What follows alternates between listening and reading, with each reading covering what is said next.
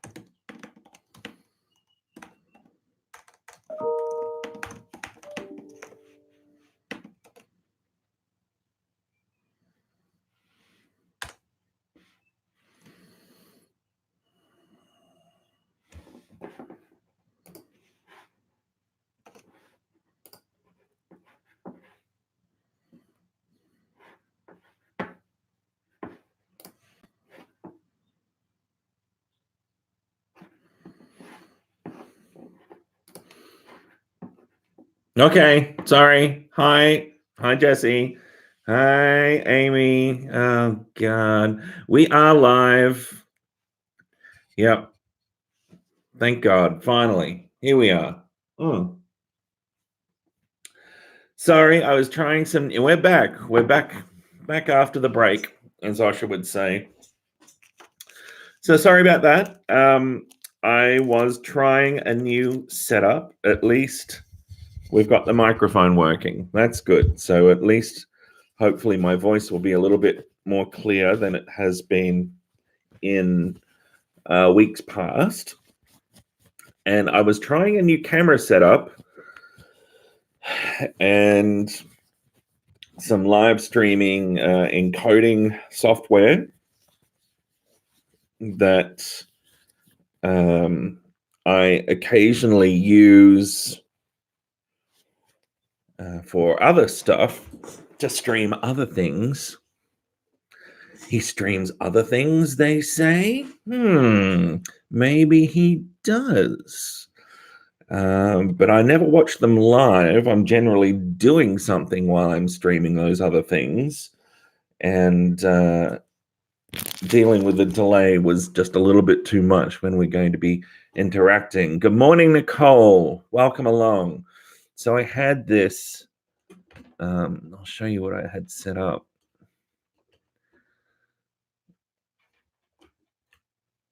I had my DJI Osmo set up here to have one of my old iPhones doing the filming, but there's something about the Osmo. I don't know. There's something to do with it being plugged in, maybe when it's being used. I don't know. It's going flat. Maybe the battery's not great with it anymore. I haven't used it for a while. That didn't work. I'll work it out one of these days. We've got a microphone working though, right? So we're on our way. So, hi, how are you all doing? What's news? How's MBB2 going? Are we in week 3? Oh, crap. Yeah, we are in week 3.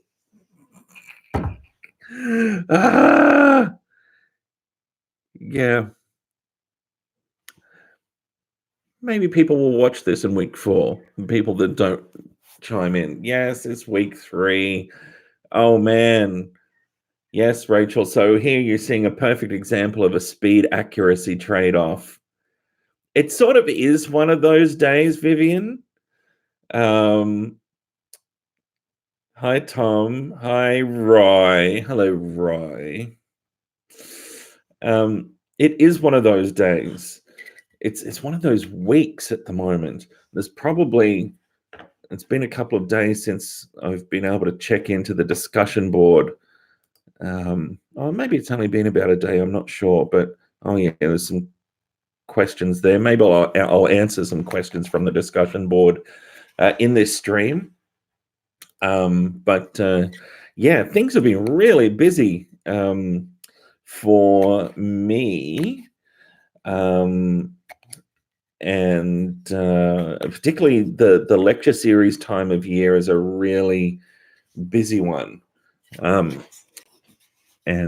there's a whole heap of stuff going on in my lab. Lots of new people being recruited, new staff members being recruited, new interns starting, new national projects starting, contracts and all sorts of things going on. Lots of work with partners in the mental health sector.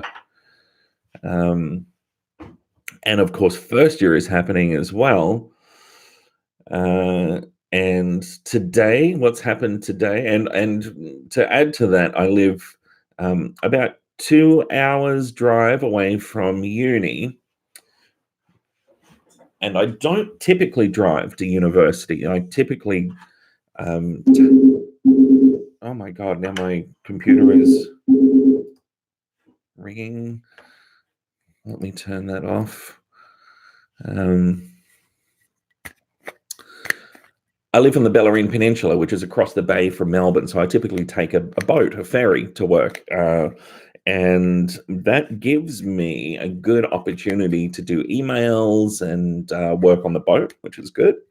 When I have to drive 2 hours each way, that means I'm leaving home at about 5:15 in the morning to beat the Westgate traffic, and then leaving after the last lecture.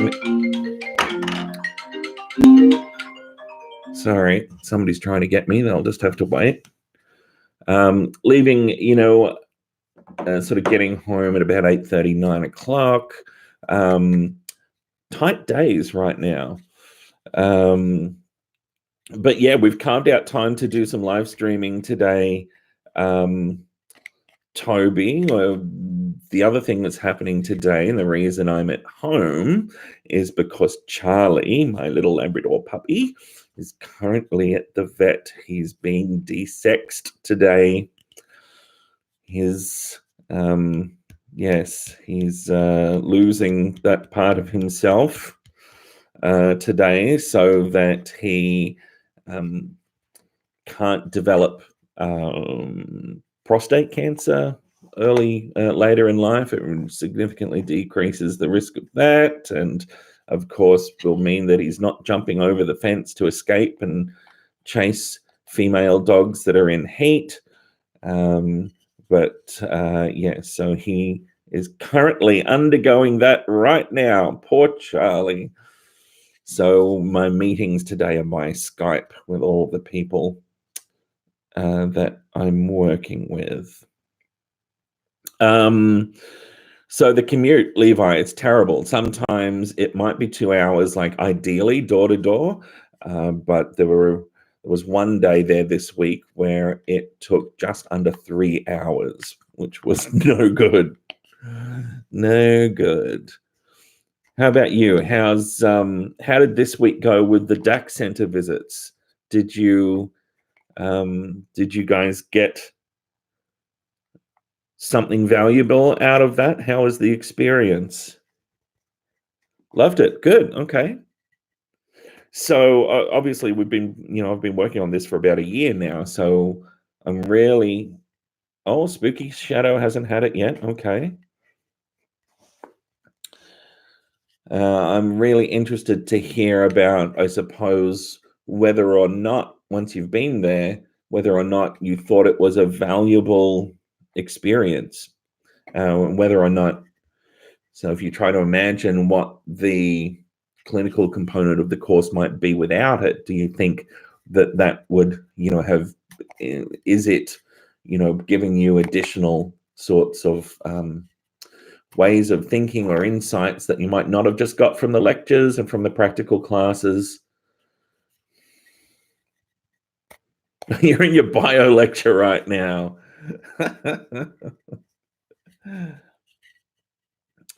Oh, I'm sorry to hear that you were sick, Flipfly. Yes, you can go on your time, and you're on your own time anytime. Yep, go whenever you like. That's fine.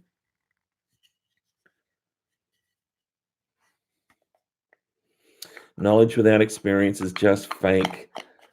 Yeah, I like that, Grace. That's good. Yeah, so if you didn't make it this week, I'd encourage you to go along. I know for some tutorial groups there was clashes, and there was only a couple of tutorial groups that were affected, I think, where we had to sort of switch things up, and you might have done next week's tutorial this week and then you'll go to the DAX next week. But by the time it's all done, you'll have experienced everything. Yeah, humanizing is a thing, isn't it? So I've really been trying to set things up so that we're reminded all the way throughout the clinical subject that we are talking about real people and real issues, and ultimately ourselves and the people around us.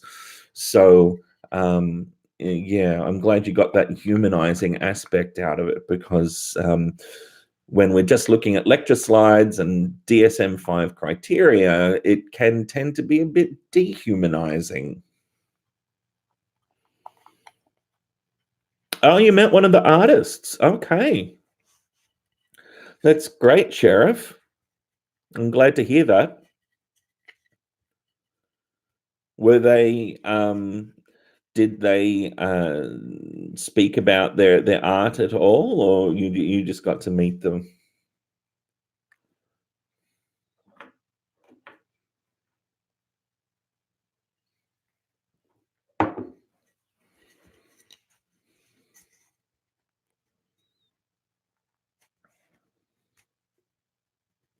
Okay.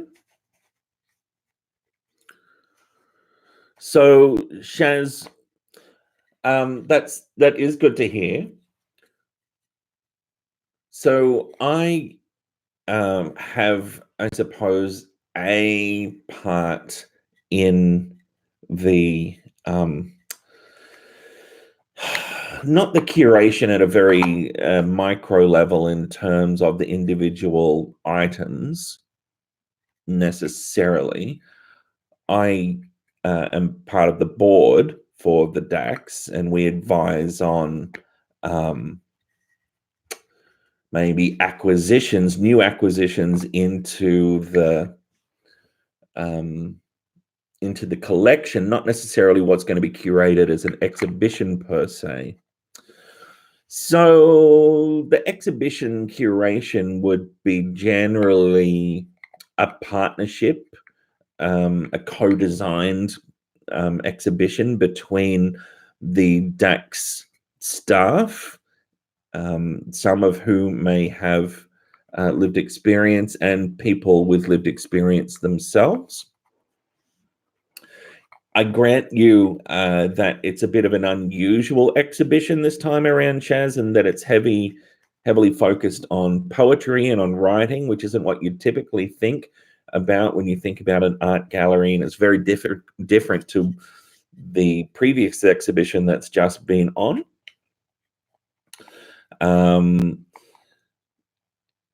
And the interesting thing with the DAX Gallery's mission, I suppose, is that maybe, you know, the art might not be selected on a purely aesthetic dimension. So you might think more broadly about the message that's being communicated, you know, in the piece and so forth. But just like any art exhibition, I suppose, it's going to more or less appeal to different people. It won't be the same exhibition that's on next year. I don't even know what will be on next year when we go. But I suppose what I'm going to try and get a sense from everybody, and I'll send out a little survey with just a couple of questions next week, is primarily whether people thought it was valuable, whether it did give them an opportunity to look at the concept of mental illness and mental health issues through a different lens, or consider what the experience might be like for different people, and whether or not ultimately students think that it's worthwhile retaining for the subject. I think it is, based on the feedback I've already got already, and obviously I'm, you know, pretty excited about introducing it this year, because very pragmatically, to be transparent, what happens is I got a grant to get you guys all along this year and to develop all of the Hearing Voices videos that are coming out.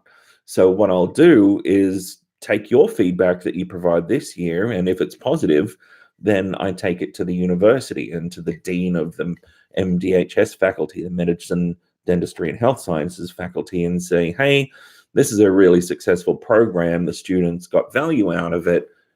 Will you support it moving forward in terms of funding? So that's transparently, that's my strategy. So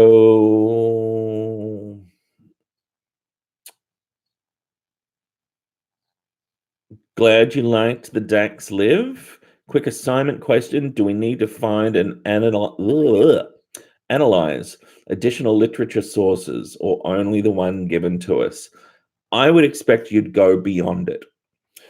So that book chapter focuses on reviewing interventions for stigma. So it's a great place to start, and it's great because it looks at contact-based interventions and educational interventions. And of course, we're hypothesizing, our theory is that Mind, Brain, and Behavior 2's clinical course effectively is a contact and educational hybrid intervention. And we're going to predict that it's going to be effective in reducing stigma. Whether or not it is, we are yet to see.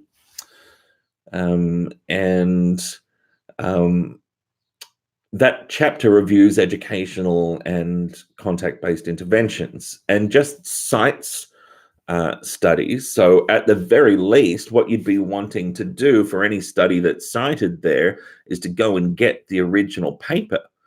You would want to do a search for that paper from the library, get it from the library. And actually, speaking of which, I remember that Caitlin and I, a few weeks ago, when we were planning the tutorials, were building in some instruction in using the library website to get papers. Have you had that experience yet of learning how to search for literature using the library website?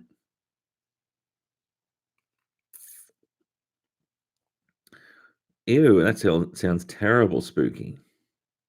So, Liv, yeah, I would expect that you go beyond. That was just the starting reference, I suppose. And of course, in the assignment section, in the modules page on the Canvas LMS, I've put up the background articles to the measures of cognition, emotion, and behavior that we are using. Yeah, Google Scholar's good, Spooky Shadow. That's right. Good old Fabian. Fabian is a very good tutor. I'm glad he gave you some skills. So Google Scholar, or even just Google, can be a great way to find literature on a topic. So if you were to type into Google Scholar or Google, say, for example,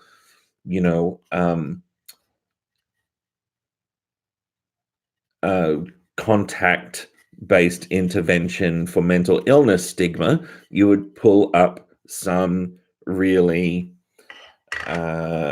useful references, and from that point you could just maybe copy the title and paste that into the university search, or you could do something even trickier. You could click on through, and if it's not an open access article, at the end of the .com part of the address of the journal that the article is at. So when you click through to the article page and it says, hey, sign in with your institutional thing or give us $30 or $40 to see the article, never pay for the article.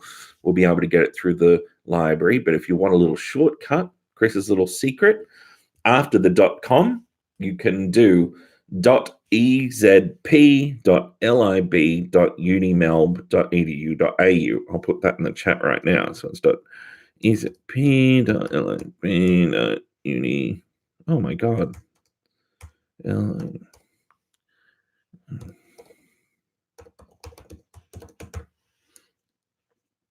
Yep, you could do that.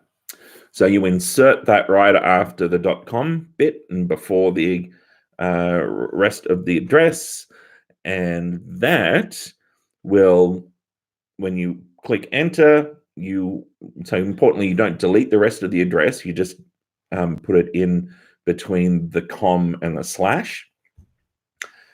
And when you click enter, it'll come up, ask you to put your, basically redirects you to the library and the library page that would access that journal article. You put in your username and password, and hey presto, you're already there. You've got your journal article. If you're not already using a reference management software package, I recommend starting to do it now and getting into the habit. Yep, more tidbits. That's right, Snowy Emu. Here's my next little tidbit. There are programs, software packages that plug into Microsoft Word, for example, and they are reference management packages. So when you download your article that you're going to read, you can so it does have a reference tool inbuilt. I tend to prefer some external ones, like historically I've used EndNote, so I used EndNote all the way through my PhD and ever since, and that was useful. However, in the last year, I've started using Mendeley. So Mendeley is a free one, and in terms of functionality, I'm finding it to be really easy to use. I'm finding it easy to set up a streamlined workflow, and I use it.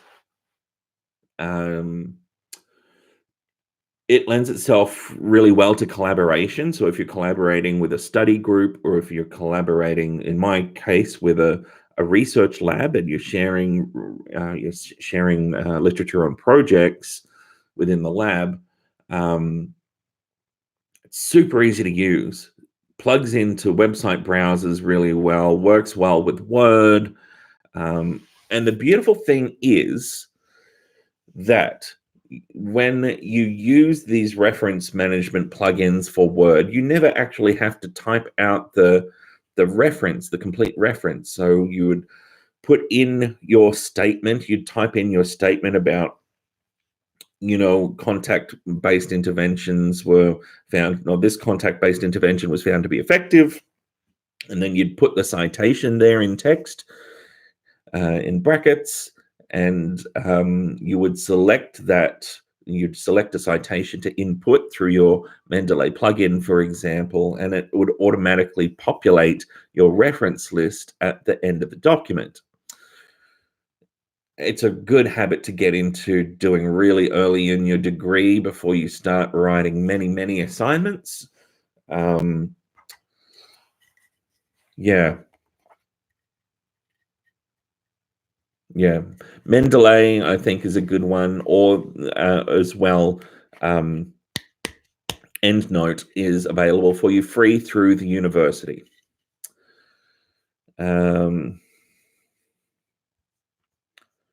Oh my Lord, I've lost my mouse. Come back, mouse. Where are we? There we are.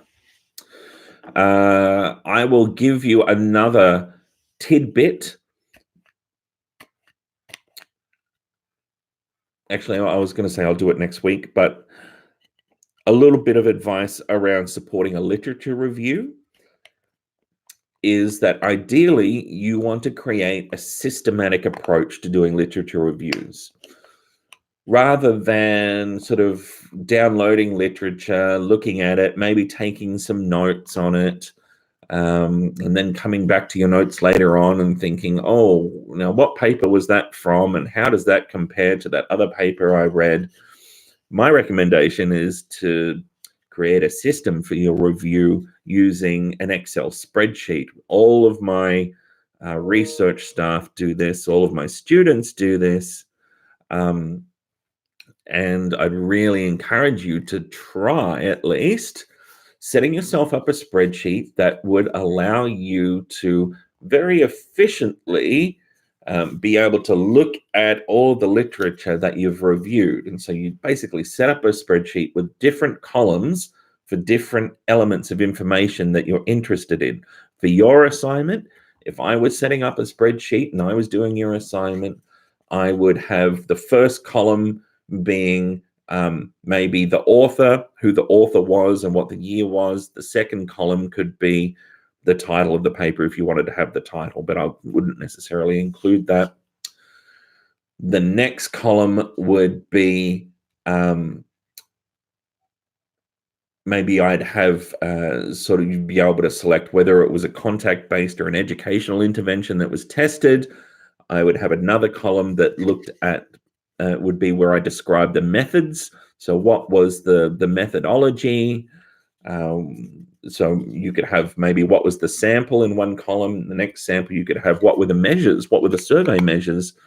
So was there a measure of cognition, of emotion, or behavior? Was it all three? Was it just one?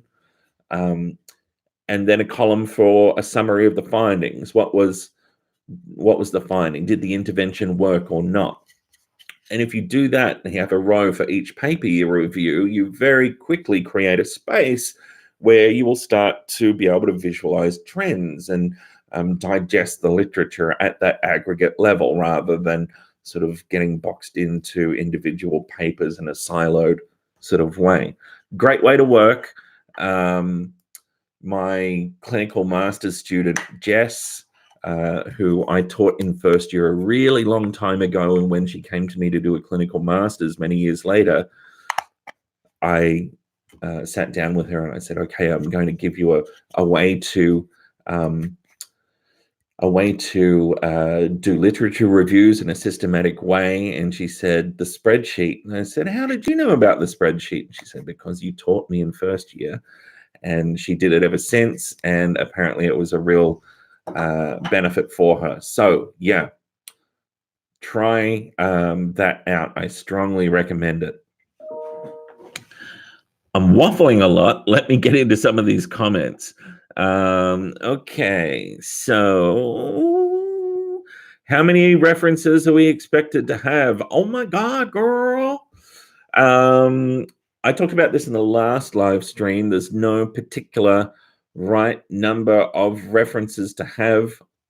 I would suggest having a look at the last live stream for my discussion around this. I think we went on for about 5 or 10 minutes about it.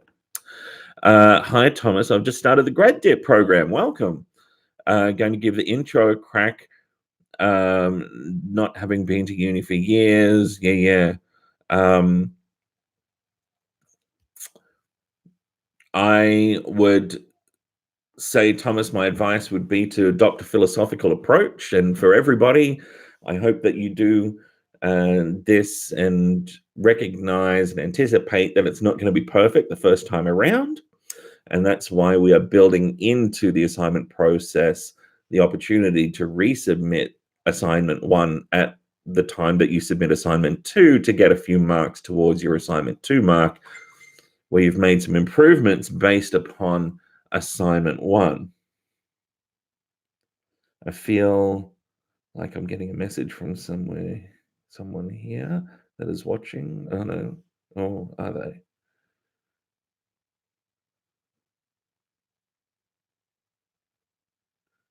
Yes, they are. Okay. It turns out my nephew is watching us as well.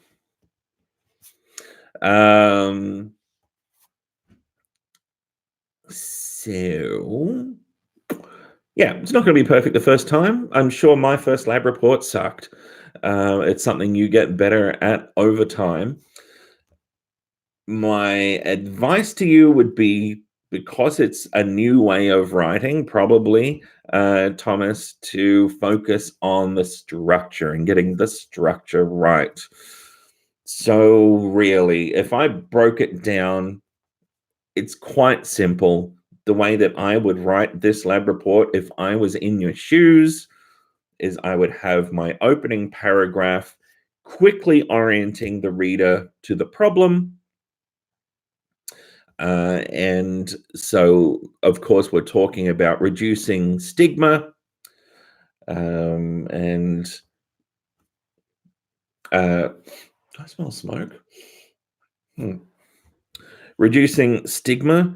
And so I'd be getting straight to the point really quickly, not sort of trying to have a very slow ease in. I'd be getting straight to the point. I'd be introducing key concepts. I'd be defining them at their introduction, and I'd be establishing the importance of reducing stigma in that first paragraph. Why is it important to do this study? Why is it important to reduce mental illness stigma? And of course, if you think back to my stigma lecture, you know why this is. Stigma has got profound impacts on people with lived experience. It can prevent help seeking. It can be internalized and compound symptomatology. It can give rise to experiences of discrimination and result in people having bad experiences. And once they've had bad experiences and they're aware of stigma and discrimination, anxiously anticipating that that's going to happen again in the future, withdrawing from opportunities and being worse off and so forth. So there's a whole range of things you could talk about there. And then once you've done that good introductory section that provides those definitions, orients your reader to the topic and establishes its importance, then it's time to review the literature. And of course, we're going to be looking at the literature that I've steered you towards in that first chapter. That's where to start your reading around contact-based interventions and educational interventions. We're theorizing that mind, brain, and behavior 2 is a hybrid of these things. So it makes sense to speak about them. I think it makes sense to speak about them separately. So I would have a paragraph then after the introductory section that dealt with the literature review of, it could be either contact or intervention, doesn't matter which, contact or education, doesn't matter which one comes first, but do one of them. So say contact-based interventions. Have they been successful before? Give some examples and review that bit of literature. So there is going to be a balance between how much literature you can include there. I wouldn't try to pack too much in, or you're not going to be able to give any given example its due diligence. What you'd be looking to do is find, and there is literature that when you look at that chapter, you're going to find literature that suggests that contact-based interventions are effective, that their theorized mechanism of action is through the cultivation of empathy primarily. And you might want to describe, might want to give an example study and describe what they found, not necessarily describing the entire study, but you could describe the sample, roughly what was done and what they found. And you could be, when you're speaking about what was found, speaking in terms of cognition, emotion, or behavior. Did they look at just one of those things? So did they look at just attitudes? Did they look at prejudicial emotional responses? Did they look at behavior like social distance and exclusion? Or did they look at all of them? And you could do that. And then once you've done that for either contact or educational interventions, then you rinse and repeat. Next paragraph, you do the same for the other. So if you did contact first, then you do educational interventions first. What does the literature say about those? And the literature is going to point you towards these things having some effect.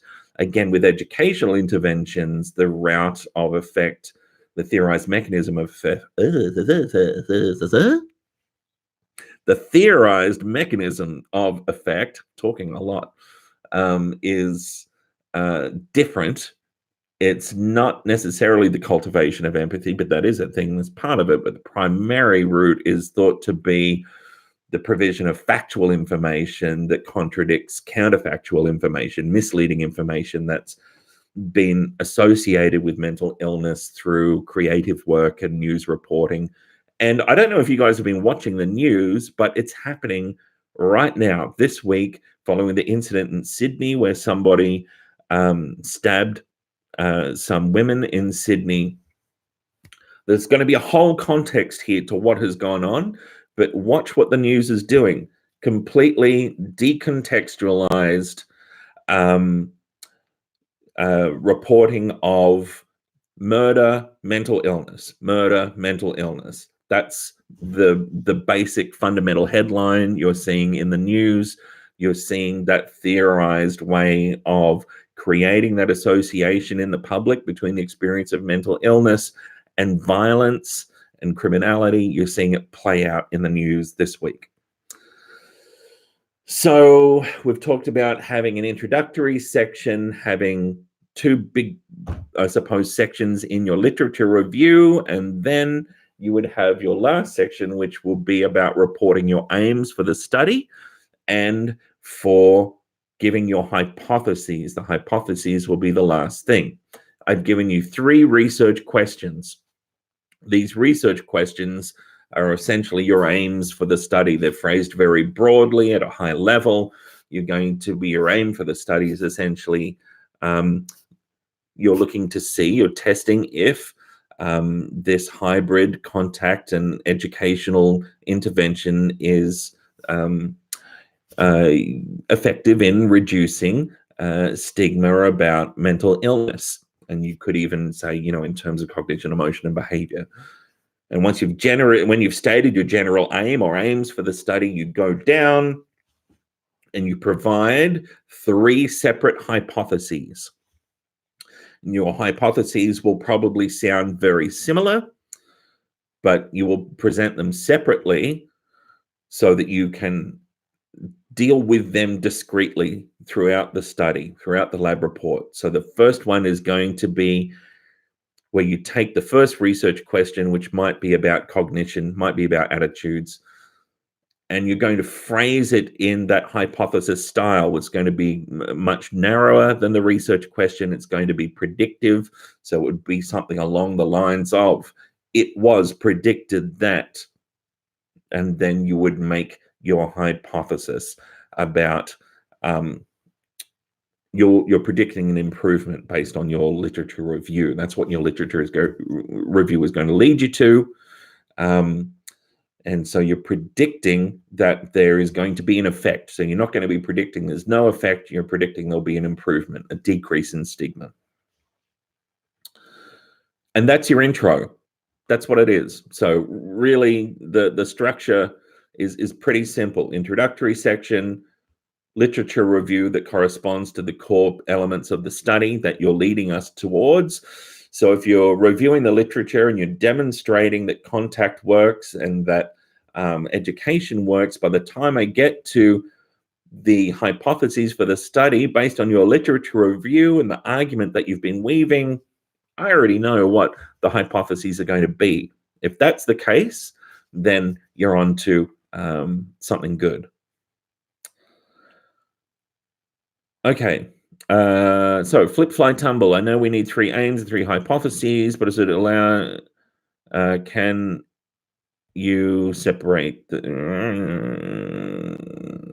yeah, I think I just answered that, isn't it? So we want to be able to deal with them discreetly. So for example, we want, one of the reasons we want 3 hypotheses in this instance is that the findings may be that we change attitudes, but maybe we don't change emotion and behavior, or maybe we change attitudes and emotions, but we don't change behavior, or vice versa, or any combination. By having the separate statements, it allows us to test those statements separately and be able to look at each issue discreetly.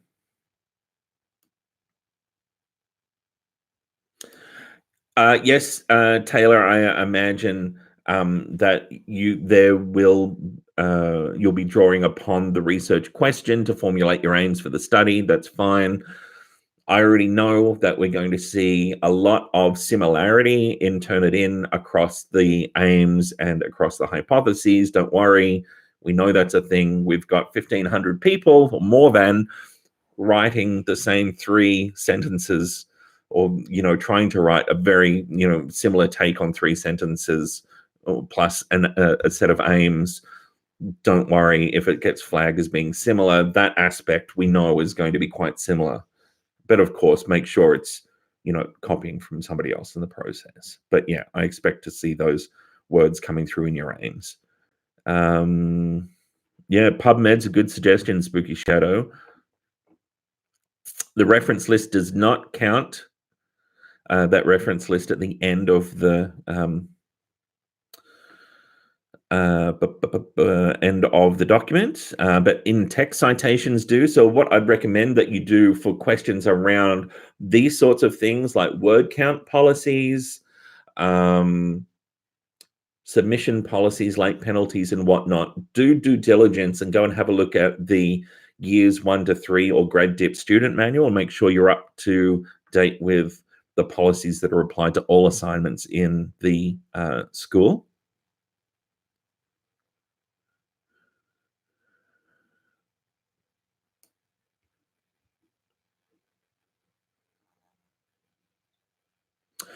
Hi, Anissa. So you don't need to write out my research question per se. You could put it in your own language more or less, but this is just generally where we're outlining what the aims of the study is, what's the area, what's the core problem for the paper.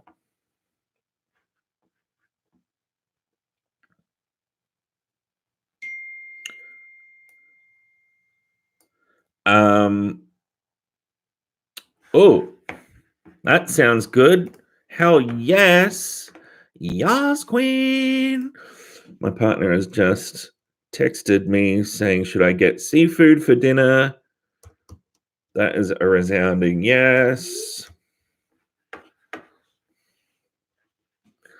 One of my favorite things on earth would be good spaghetti vongole. There is an awesome place in Rome.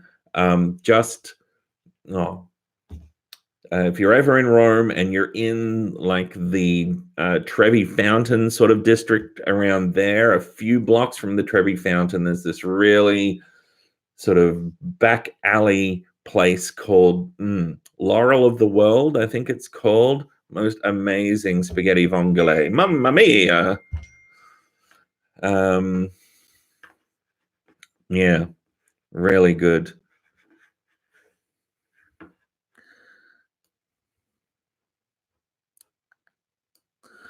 Oh,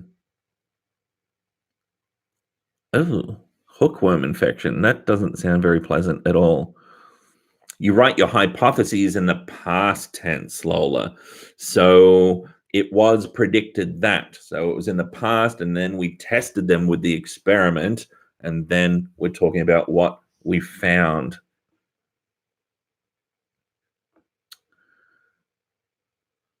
Hi, Vivian. So around REP, no, you don't have to get the... Oh, okay. Your tutor might have been confused last semester. You don't need to do it all if you don't want to. It's up to you. What I typically find, and this is, believe it or not, my, I think, 12th, where are we? 12 years, 13 years, 12 or 13th consecutive year teaching mind, brain, and behavior. We find that quite often people will think, yeah, I'm not going to do it. And then when the semester goes on and maybe they haven't got 99% on their assignment, they think, oh, maybe I should do it. But then the opportunities sort of dwindle later in semester. So best to, I think if you're entertaining the idea, do what you can do now, do as much as you can do now. But again, it's up to you. That's just my general advice if you're thinking of doing some. Regarding the textbook that's required, Olivia, you can use the first, and the first is available for free through the library, or the second.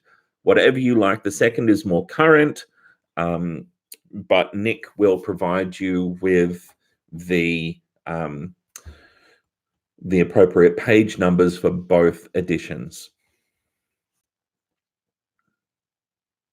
You are welcome, Thomas. Hi, Emma.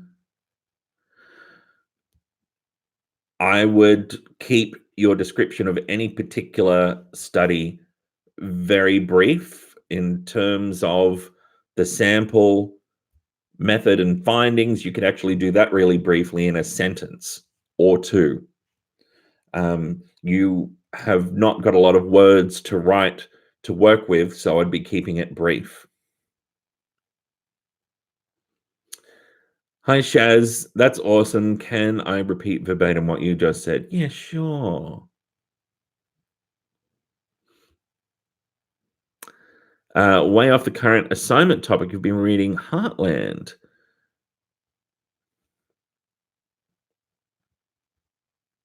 Oh, really interesting. Okay, so about schizophrenia and treatments. Okay, really interesting. Heartland. I'll keep an eye out for that one.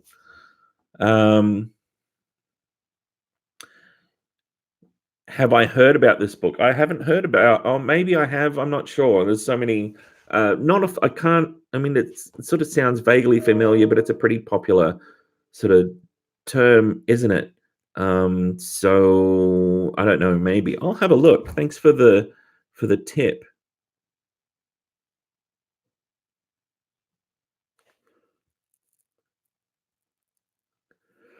So I'm not quite sure what we're asking about. If I've experienced this, is it I've experienced the book, or so about treating paranoid schizophrenia with treatments normally associated.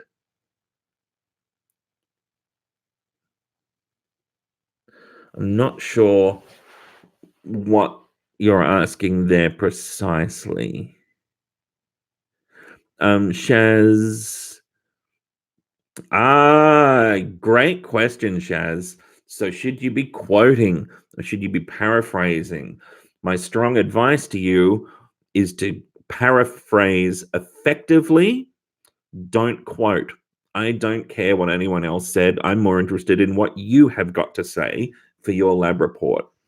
So, psychology is not a discipline where we put a lot of emphasis on quotation. We're more interested in your ability to look at the literature, to synthesize, and to say something. So, yeah, effective paraphrasing is my advice.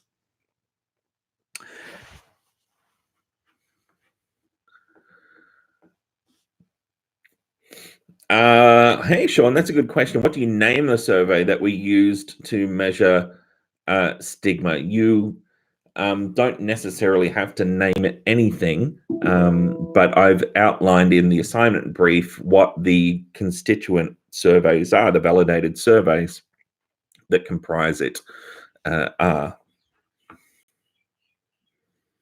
You do have to give your lab report a title, so you need to think about a title as well. And that title should really describe the study quite accurately. So, not something fluffy and creative, but you want to capture the independent variable and the dependent variable as well. So, an independent variable, of course, is the education and contact based intervention in a university setting. And the dependent variable is stigma or stigmatized attitudes, emotion, and behavior. So, your title would want to capture an educational, a hybrid educational and contact-based intervention, maybe in a university setting, and reducing stigma in terms of potentially cognition, emotion, or behavior. So it's going to be a little bit wordy, but play around with that and see how you can come up with quite an accurate title. Look at you guys getting all the inside tips. All the people that aren't watching the live stream are losing out. I am, bear with me, just going to send a really quick text message to my colleagues that I'm supposed to be Skyping with in 4 minutes to let them know I will be a couple of minutes late, but I will have to go very soon. So if you've got questions, now's the time to throw them up on the chat window.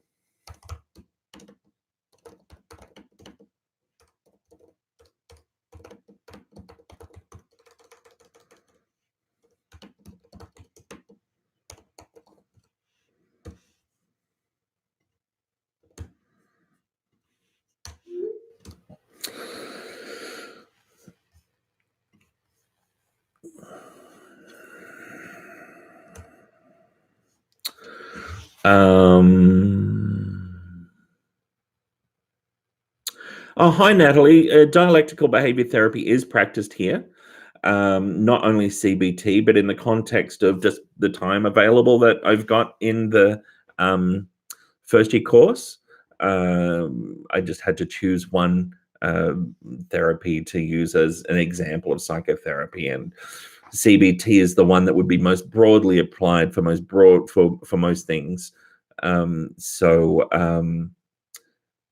future years, if you stick with the course, you'll learn more about DBT.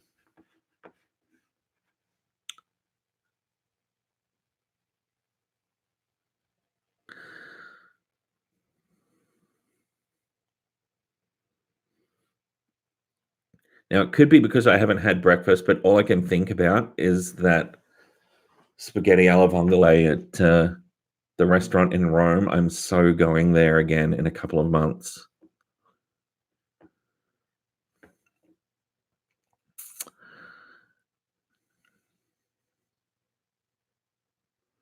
You do know the scale measure that's being used, Lola. It is in the assignment brief.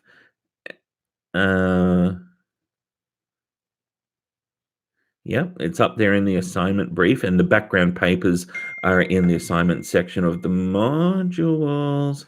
Oh,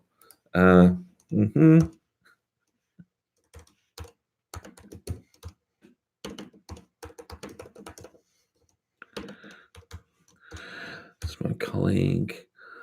Isn't that interesting? I completely forgot that I already anticipated I was going to be about 10 minutes late and had planned for 11:10.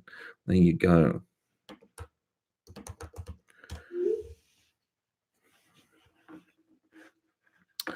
Any suggestions on Vivian into forensic psych? Any suggestions on how to go down that path? There's nothing forensic psychology per se offered at Melbourne University. The clinical psychology degree does give you flexibility to work forensically.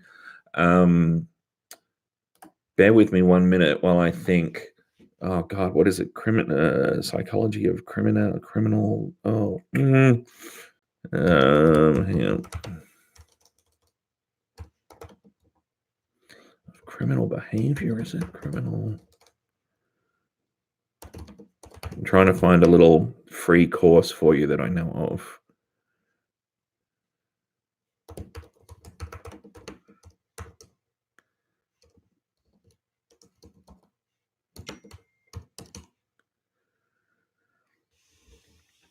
Uh-huh.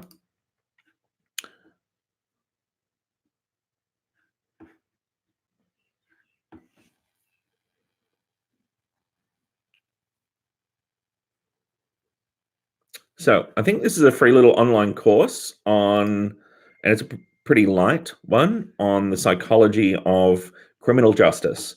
So this is actually through University of Queensland. I've only had a look at the launch page. Might be something worth looking at for you. I've just popped that into the chat window there for you, Vivian.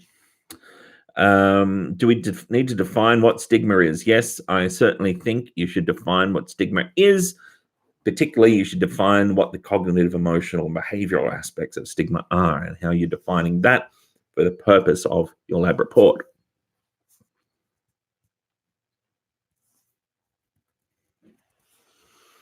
Yes, they are, Lola. That's right. They are in the brief. Yeah, that's right. Yeah, that's right. Good, Anissa. You've got the idea. Would it be acceptable to list the 3 aims and 3 hypotheses? So you've got a bit of flexibility with the aims. People might combine the aims into a general broad statement, and that would be fine. And the hypothesis, yeah, that can be in list form. That's fine. Yeah, it can be difficult to read in a paragraph, right? Yeah.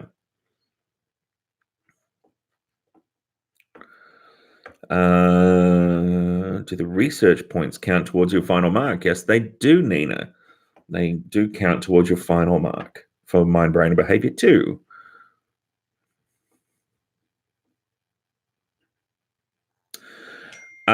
I think, Lola, that the definition around public stigma or stigma more generally will depend on how you go about establishing the importance of the study and what you draw in as being your rationale for this being important and meaningful. Mr. Beast, yo, what's up, dog? Your stomach's rumbling. Yeah, tell me about it.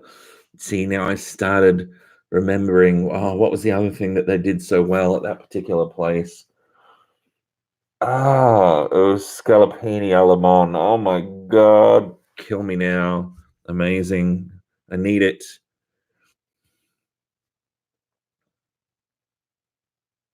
No, I have not heard the song Achilles Come Down. No, I haven't.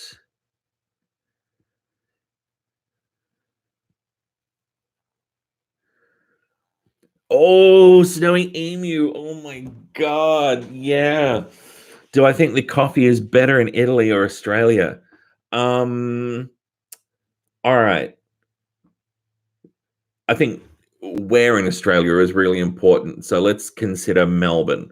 I think Melbourne, we've got some really good coffee here. And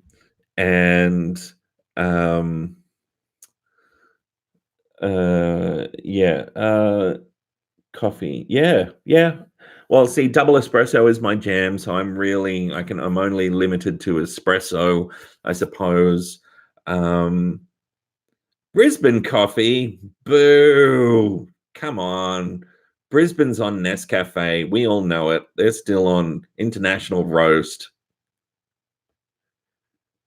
No way. Oh, New Farm Wishes.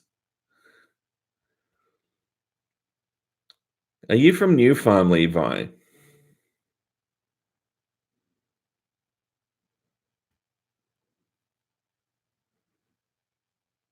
Ah.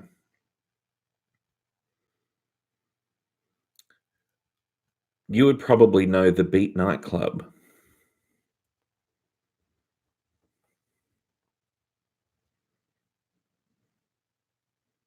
Guess who used to be a DJ there?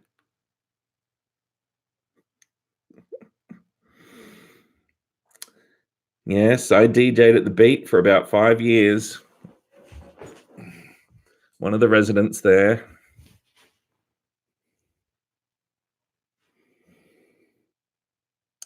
What? Yeah. At some point, I will show you all my wall of records and turntables and other stuff.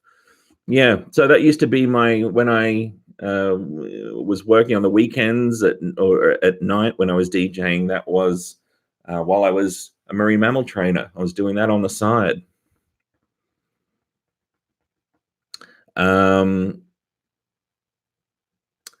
Why, thank you, Mr. Stooge. I have heard a rumor of something like that.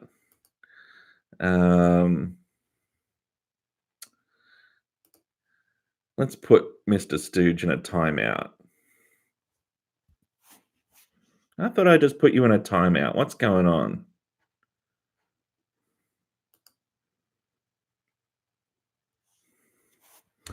All right, everyone. I think my time is just about done. A psytrance mix out with a sample of my voice. What? Really? Wow. There you go. Okay, so what did I want to tell you today? There's more because my time is running out. We've got about 2 minutes left. We should do a first year psychology dance party down in like the grass area below Redmond Barry. That would be great.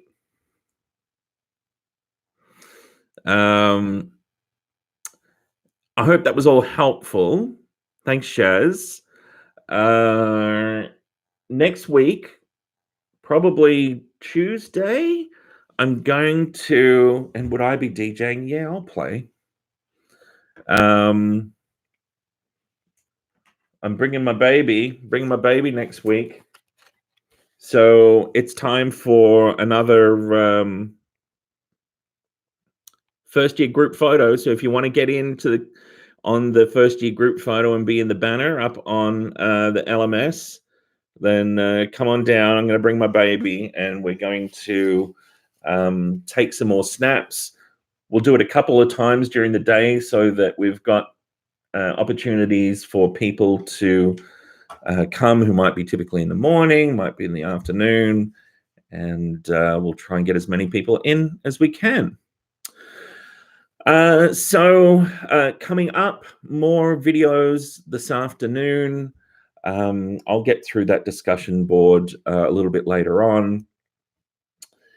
And apart from that, everyone, just take it easy. Have a nice weekend.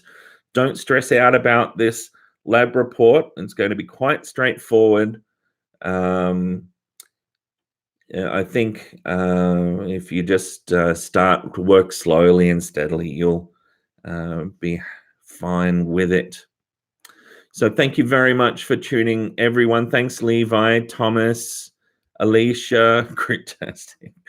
Roy, very good. Amelia, thank you, everyone. Thanks for tuning in. Again, this only works when you guys tune in.